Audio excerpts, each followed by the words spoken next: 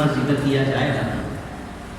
18 ذوالحجۃ الحرام کو سیدنا عثمان غنی کی شہادت ہوئی، اور اسلامی یہ آخری مہینہ ہے، اور اسلامی جو پہلا مہینہ ہے وہ محرم الحرام کا مہینہ ہے۔ اس میں 10 محرم الحرام میں سیدنا امام علی مقام امام حسین رضی اللہ تعالیٰ عنہ کی شہادت ہوئی۔ قربان جائیے، مناسبت بھی کیسی ہے، اسلامی سال کی ابتدا بھی شہادت سے ہے، اور اسلامی سال کی انتہا بھی شہادتیں ہوتی ہیں، اور اللہ تعالیٰ مسلمانوں کو یہ سبق دے رہا ہے کہ مسلمانوں کو یہ یاد رکھنا چاہیے، شہادت کی تاریخ یاد رکھنی چاہیے، اور اپنے اندر ذوق شہادت، اس کی لذت اور اس کی اہمیت کو محسوس کرنا چاہیے۔ ہم اہل سنت و جماعت ہیں، ہمارا یہ عقیدہ ہے الصحابہ کلہم عدول، صحابہ سارے کے سارے عادل ہیں۔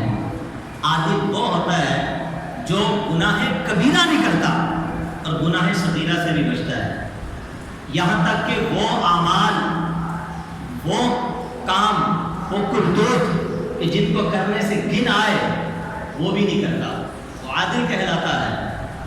صحابہ زاہد ہیں، صحابہ متقی ہیں، صحابہ عابد ہیں، اور عادل ایسے ہیں کہ رب فرماتا ہے وَأَلْزَمَهُمْ كَلِمَةَ التَّقْوَىٰ وَقَانُوا الْحَقَّ بِيَا أَهْلَهَا، فرمایا کہ پرہیزگاری کا کلمہ یعنی تقوی کی بات اللہ نے صحابہ کی ذات کو لازم کر دی ہے، اور وہ اسی کے اہل ہیں۔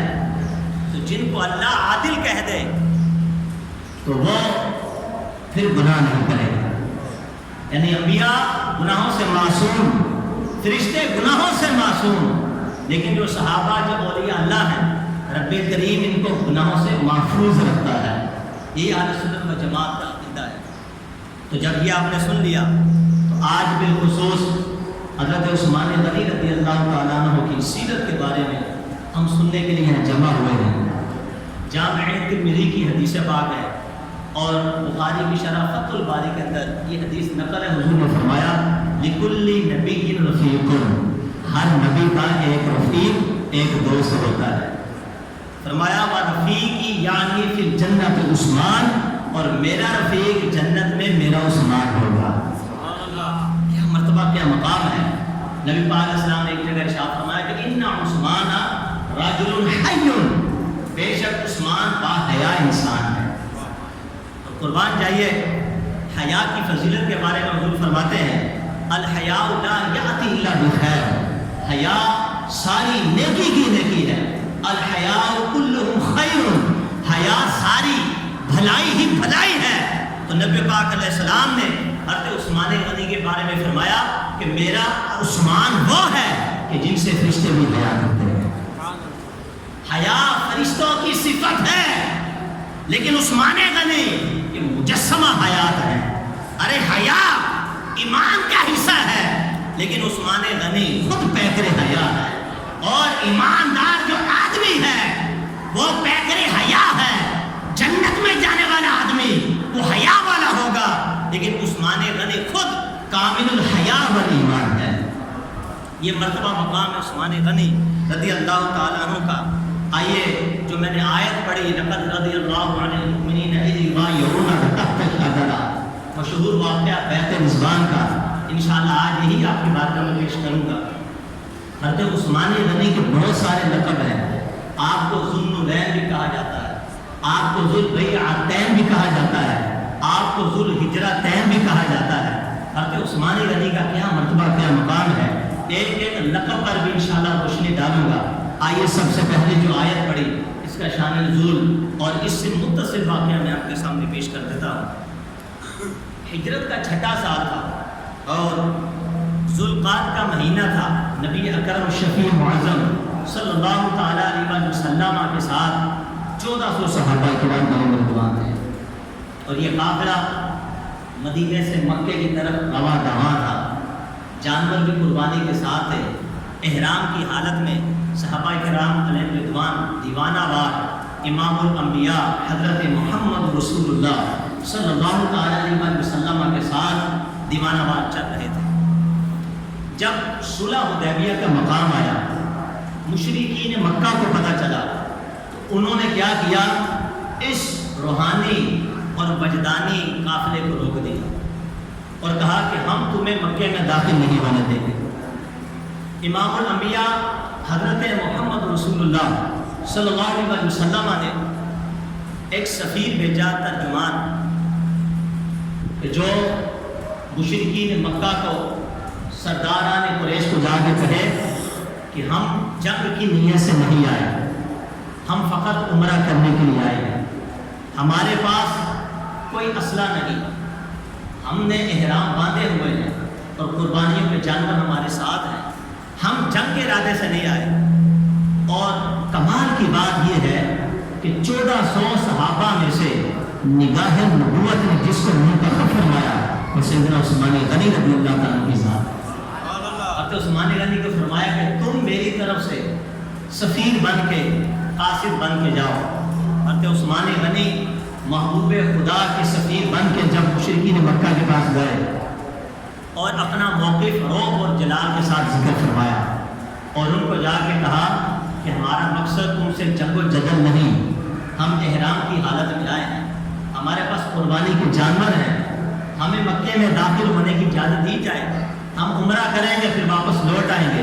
لیکن چونکہ وہ سرداران قریش مشرکین مکہ وہ اپنی ضد پہ اڑے ہوئے تھے اور انہوں نے یہی کہا کہ ہم تیرے نبی کو کعبے میں آ کے طواف کرنے کی اجازت نہیں دیں گے۔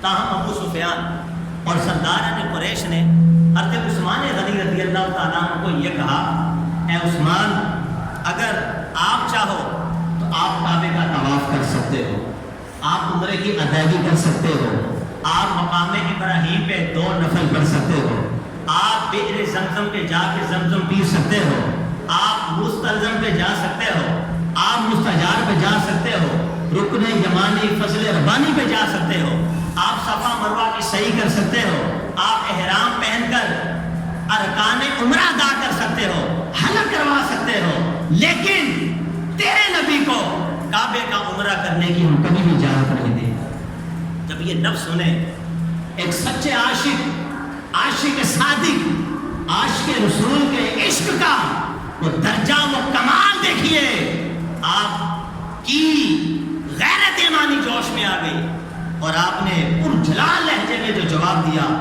پہلے تو کسی شاعر نے کیا خوب کہا، نہ ہو جو تو اے ساقی تو کوئی کیا کرے، یعنی حضور کی طرف اشارہ، نہ ہو جو تو اے ساقی تو کوئی کیا کرے، ہوا کو، ابر کو، چمن کو، صحن بستان کو، پھر کوئی کیا کرے۔ حضور آپ نہیں ہے، یہ غلام آپ کے بغیر کچھ بھی نہیں کر سکتا۔ اور محبت اور عشق کی دنیا میں حضرت عثمان غنی نے جو جواب دیا، کائنات میں اس جواب جیسا کوئی جواب نہیں ملتا۔ یہاں رک کے میں واقعہ بعد میں مکمل کروں گا، کچھ بہت اہم باتیں جو آپ آج سے انشاءاللہ کروں گا آپ کے سامنے۔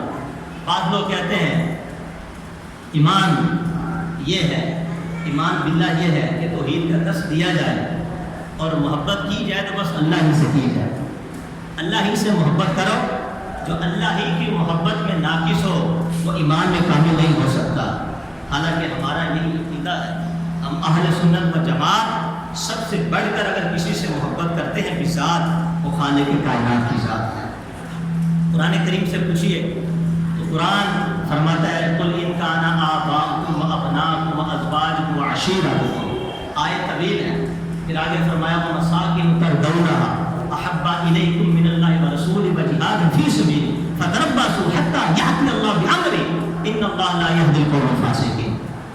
یعنی یہ محبوب ان کو فرما دو، اگر تمہارے بیٹے، اگر تمہارے اولاد، تمہاری بیویاں، تمہارا پورا خاندان، تمہارے پسند کے مکانات جن کو تم نے نقش و نگار سے مزین کیا ہو، قیمتی ماربل لگایا ہو، تمہارا مال تجارت، تمہارے پسندیدہ مکان، یعنی یہ وہ چیزیں انسان کو طبعی طور پر جن سے محبت ہوتی ہے، زوجین کو آپس میں طبعی طور پر محبت ہے، اولاد کو طبعاً ماں باپ سے محبت ہوتی ہے، ماں باپ کو طبعاً اولاد سے محبت ہوتی ہے، ایک جانور کو دیکھ لو تو جانور اگر ماں بکری ہے تو اس کے بچے ماں سے محبت کرتے ہیں. اگر کتیا بچے جنتی ہے تو بچے اپنی ماں کے پیچھے پیچھے لگے رہتے ہیں. ہرنی کے بچے ہرنی کے پیچھے رہیں گے. کائنات